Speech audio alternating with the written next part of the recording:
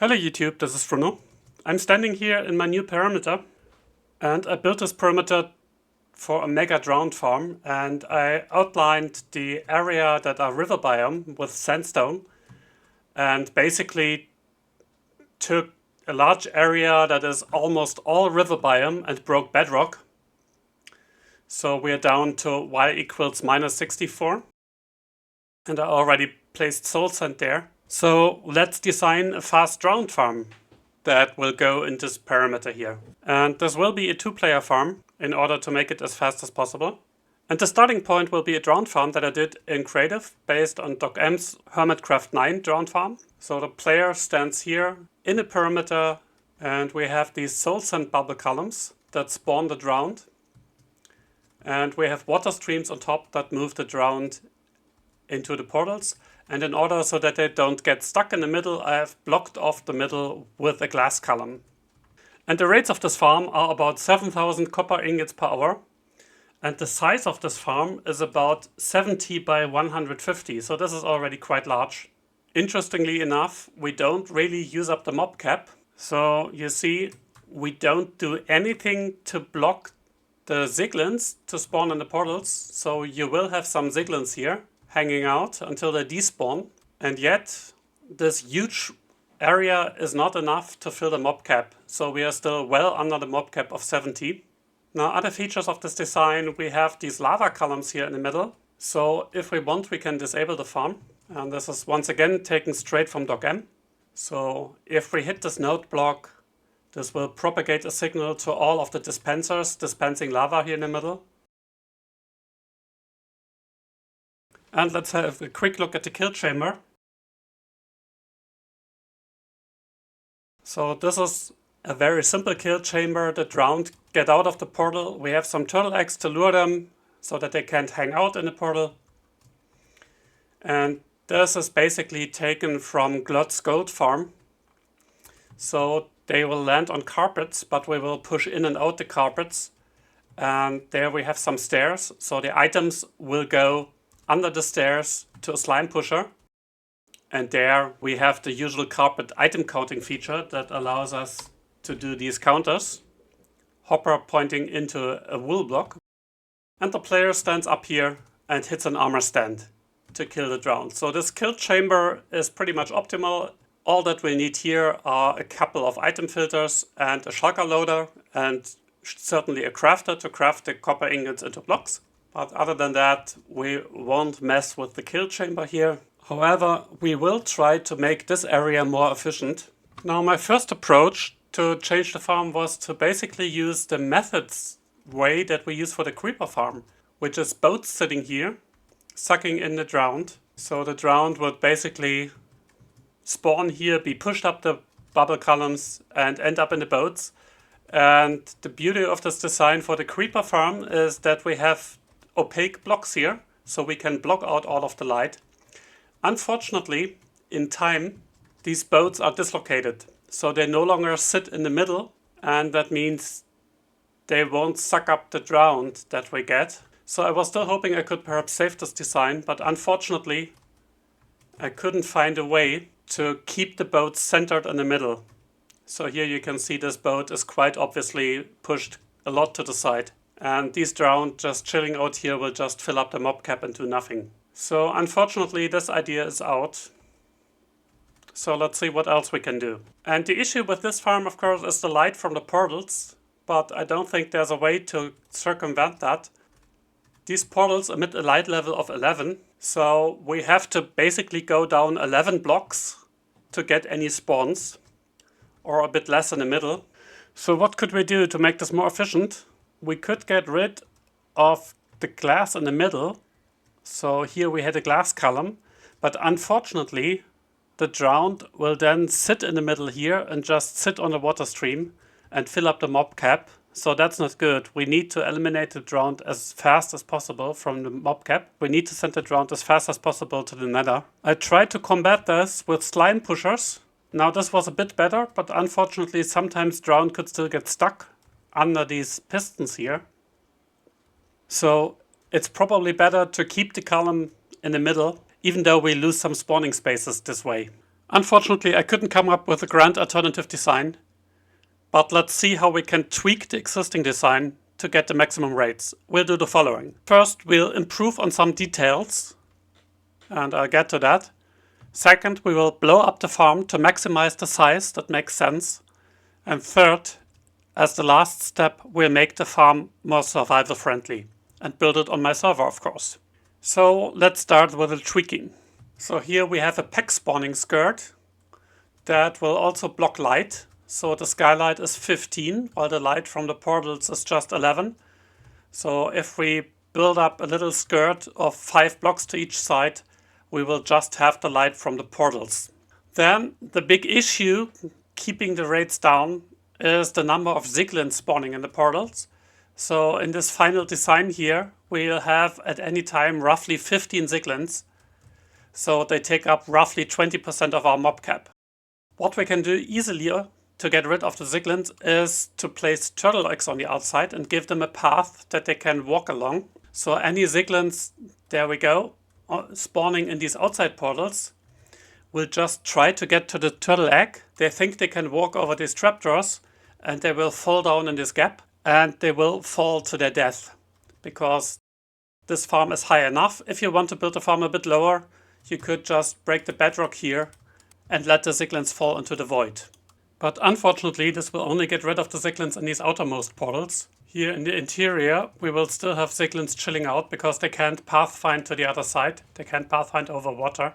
Now, what we could do in theory would be to split the farm here, to have a gap and 2 portals on the side and in the middle turtle eggs.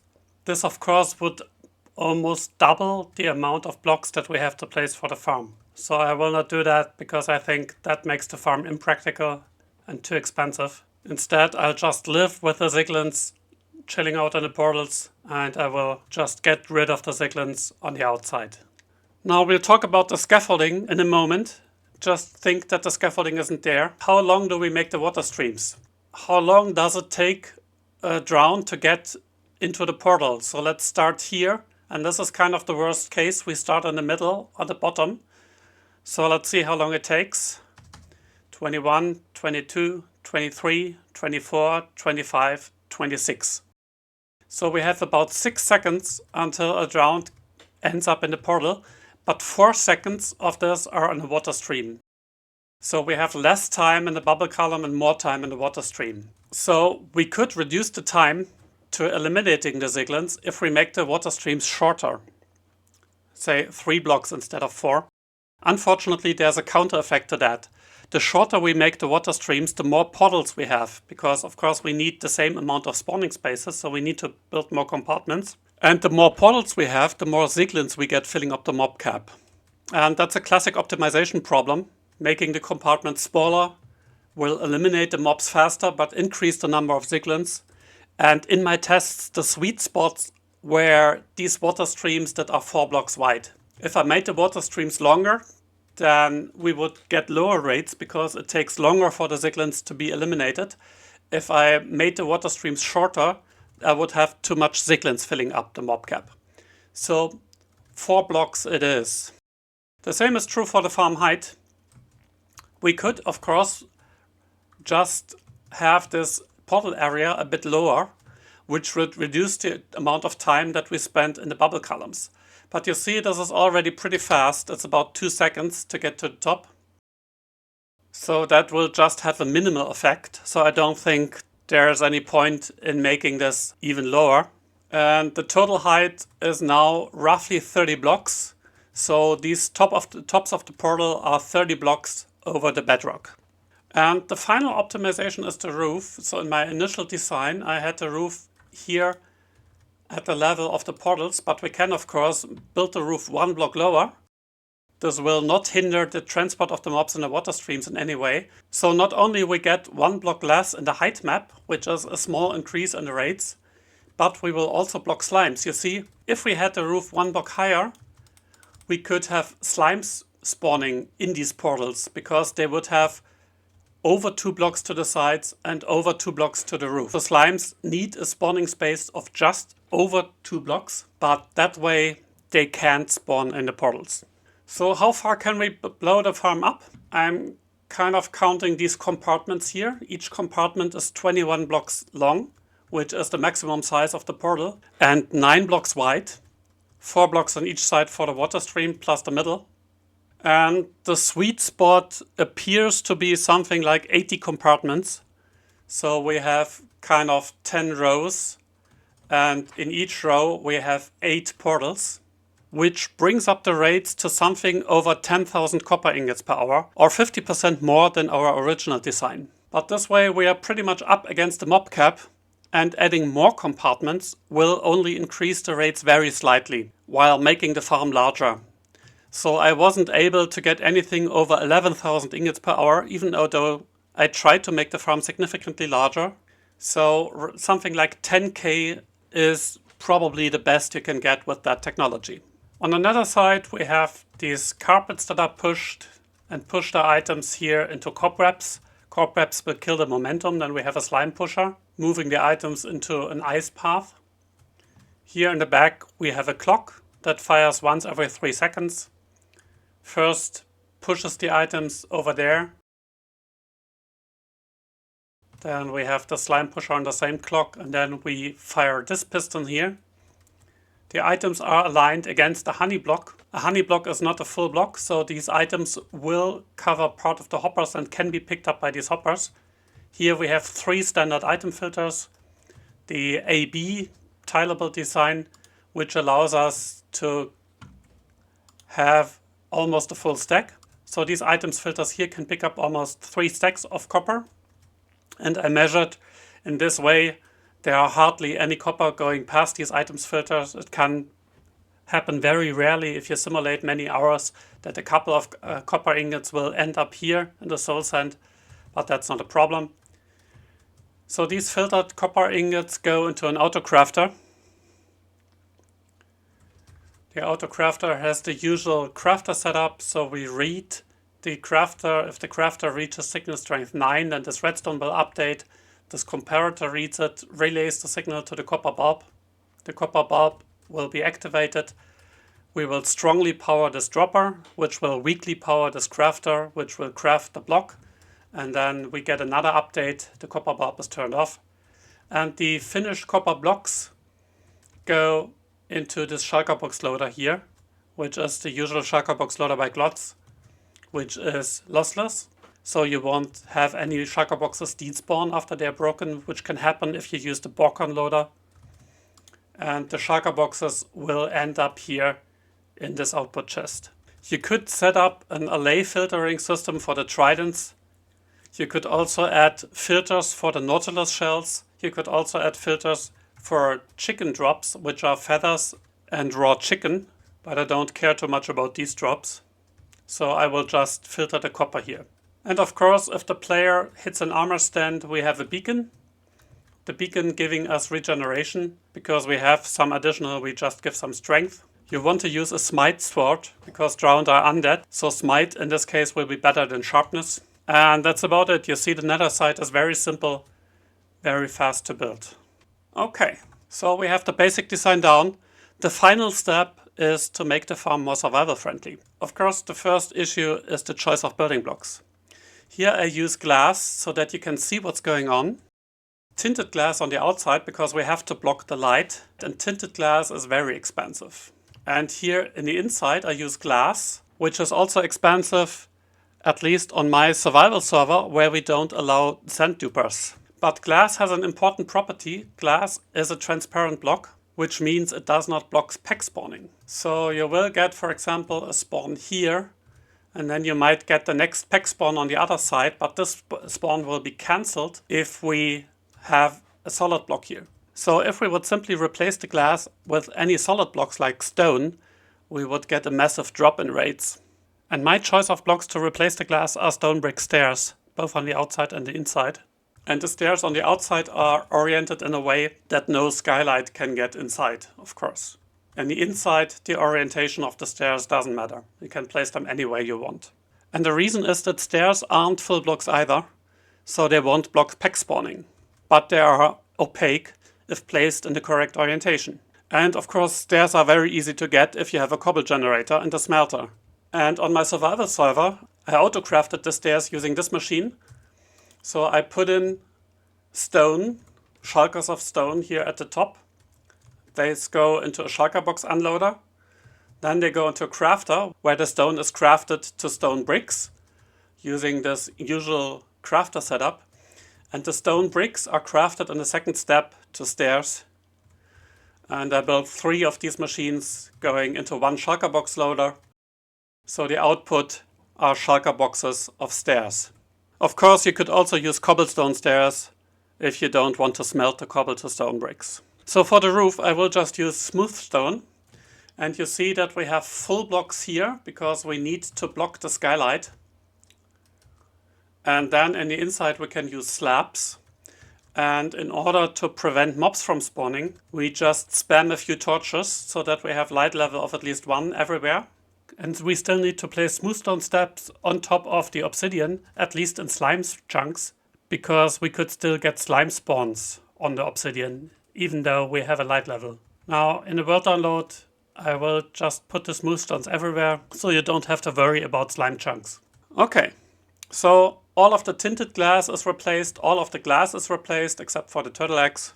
And this farm suddenly becomes cheap, even though it needs a massive amount of stairs. Making a quick count, we have 116,000 stone brick stairs and 15,000 smooth stone slabs. So you will need something like 70 shulkers of stone brick stairs. And that's why I did this machine over here. I also got rid of these lava dispensers because basically in my survival world I have a dedicated perimeter. There will be no other farms, so I don't need to shut this off.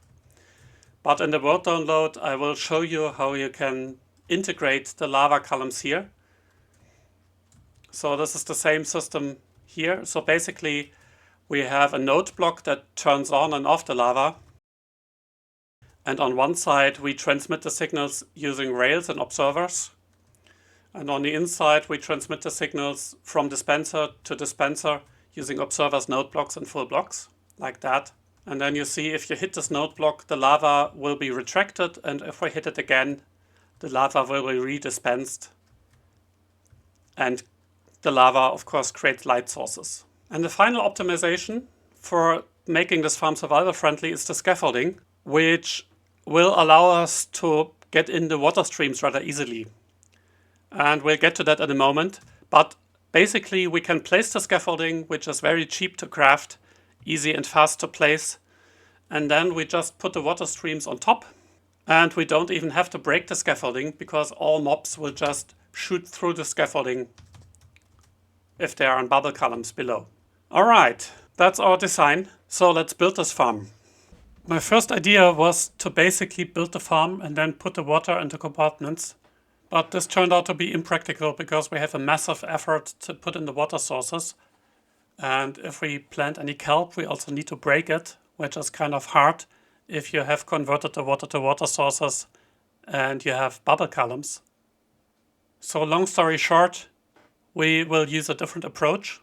So the better way to build this farm, in my opinion, is to start with the outside. So you can basically build up everything.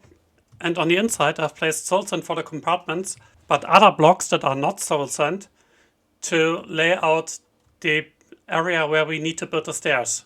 So here this will be the middle column, and here we will have the portals. And now we will just create a giant cube of water, and this is actually really easy. You place water at the level where you want to have the highest bubble column, which is the level of the portal blocks, and you place ice every second block all the way to the end, and the same on the other side. Like that. Now you place torches on the ice, because if we would break the ice, we wouldn't get water. Could also use temporary blocks, but torches are so cheap. And the torches will melt the ice and create water columns. Of course, this is now falling water. So let's wait a bit until everything is converted. And once we have the falling water everywhere, we will use kelp to convert the falling water into water sources. There we go. And now you want to place kelp in the correct order under these ice blocks. So we place kelp here, also every second block. like that. And now we bone meal the kelp.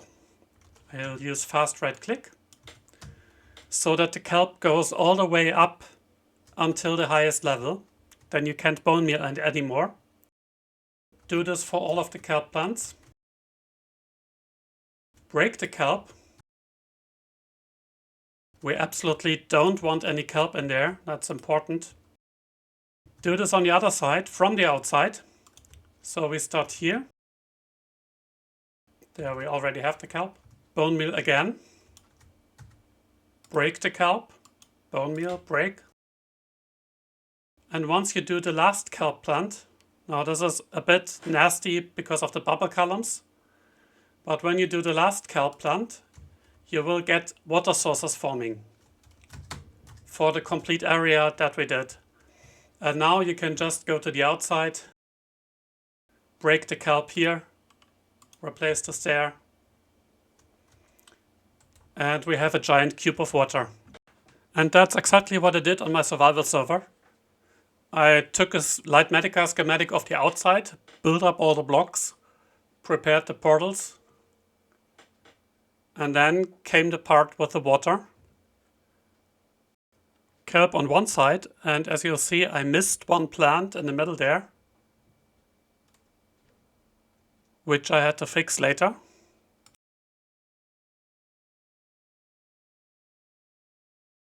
Then I bone mealed the kelp on the other side.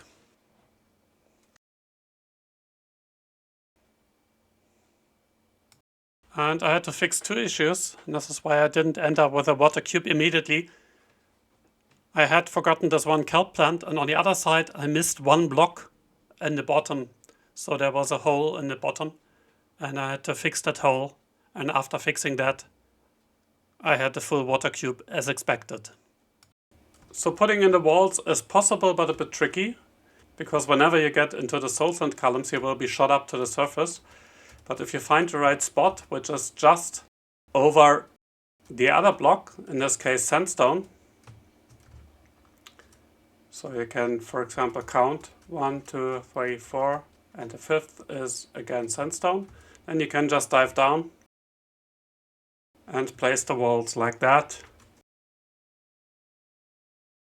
And of course the fastest way to do that is just fast right click from Tree Guru. And then you just go back and forth, and sometimes you might get caught in a bubble column. Then you just have to maneuver a bit back so that all works out fine. So yeah, that takes a lot of time and a lot of shulker boxes of stairs. It helped immensely to have a conduit in the middle, which I set to the maximum range of 96 blocks. So I had water breathing pretty much in all the area where I needed to place the stairs. Also, from here on you will need a mob switch, otherwise it would be hell to build these compartments with drones spawning left and right of you. I did a tutorial on how to build a mob switch as part of my Get Good series. I will link that in the description. It's 2 days in real life later. I was grinding hard to build this, and that's where we are. I have the outer walls, I have the water, I have all of the stairs inside, and I have created the portals, so now is the time that we can put in the water streams. And of course my first approach to the water streams was absolutely wrong, and without the scaffolding. I will show it to you anyway, just to amuse you. The topmost stairs are aligned like this so that we have a solid surface, which will allow us to put the water streams on top. But unfortunately, if we just place ice here and break it, we won't get the water stream that we need.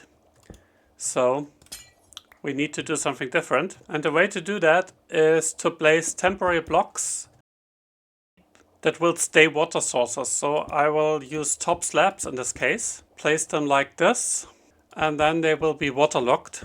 Okay, so what we do now is to place ice every second block. And I have already walled off the side here. And now we use a fortune pick to break these. And now we have these beautiful water streams, which are exactly what we need. And now we break the sandstone slabs once again. But of course, after doing one row of compartment, I realized that there's a much easier way to do that because I forgot about the best block in the game, which is scaffolding. And the thing is, you can use scaffolding to just create a solid surface. Let's use fast right click there and create a solid scaffolding surface. Don't do that, it looks silly. Want to go from the inside. And now you can place ice on the scaffolding in the middle, every second block. And for some weird reason, you can't just fortune the ice into water, which is what I would have expected. But what you can do to get water is to place torches on the ice, and the ice will melt. And just forget about the torches to the next compartment.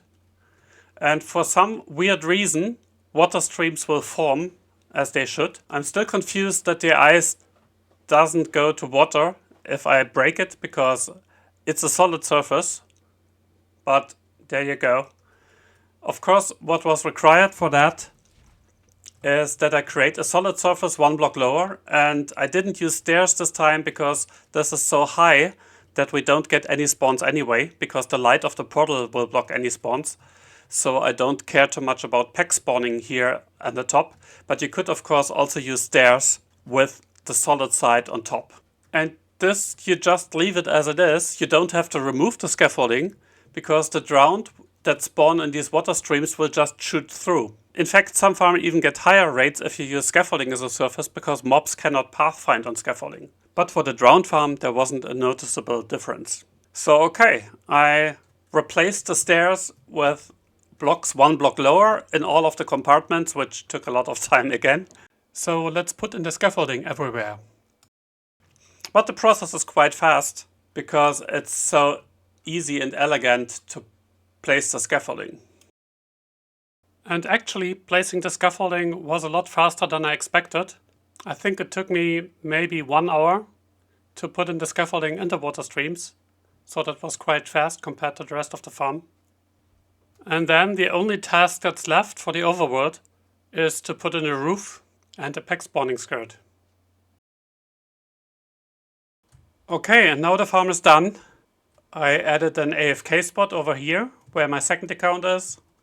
I added a roof, and as you see, I also added a bit of decoration, sacrificing 2 blocks in the height map, but I think that's worth it. And inside, the farm is working. So I built a second pair of nether portals to give me access to the farm, so this is high in the world. And there's a second portal here, so these portals can be used to travel from and to the farm. And down here is the AFK spot. And you see I missed a slime chunk somehow. And Editing Fruno says the problem with the slimes is that I built the roof a block too high. So I didn't build it 2 blocks over the water streams, but 3 blocks. And that means of course that slimes can spawn in the portals. And I tried to spawn proof the slime chunks like this. Just place some slabs that will block slimes from spawning. But unfortunately it appears that I missed a slime chunk, or maybe 2. So I will have to get back in and fix that. But if you build a farm as it is in the world download, you won't have that issue. Also, I haven't spawn proofed everything, so we still have a few slimes down here taking up the mob cap. But otherwise the farm is working quite nicely. And we already got our first shulker of copper blocks. And this is the final design in the world download. And the rates are about 10,800 copper ingots per hour. So this is not bad. So why do we have to go to all this effort to build a copper farm? Can't we just use something simple? Like the farm that I did in my Get Good series, which is a simple overworld drowned farm. Now this farm is portal based as well, so it's not exactly server friendly. You might need a second account in the Nether. But the rates of this farm are just under 1300 copper per hour. Our perimeter farm will have north of 10,000 copper ingots per hour. That's 8 times as much as the simple drowned farm. Of course, another method to get copper is from our quarry here. Not only from getting copper from ores, but also copper from trial chambers. And I already got quite a lot of shulker boxes of copper block that I have to smelt up from my quarry. And of course I have a catch-all here. By running a quarry through a trial chamber, You will get a ton of copper this way. Somebody has to sort it, obviously. And of course a quarry gives you all these other nice blocks, but still you can't compare that, because a quarry is not AFKable. You have to run the tunnel bore, you have to remove lava, you have to put in a ton of work to remove spawners and vaults from trial chambers. And it's a fairly complex piece of limestone, so if you accidentally unload it, then you will have a major repair job on your hands. On the other hand, this drowned farm doesn't use any redstone in the overworld, just a little piece of redstone here for the item collection, and you can infinitely AFK it. I think I got 8 shulkers of copper blocks from the quarry by running it for 3000 blocks. For in this farm I would just have to AFK maybe 15 hours to get this amount. So if you play on a server, if you need a serious amount of copper, I think this farm is the best option.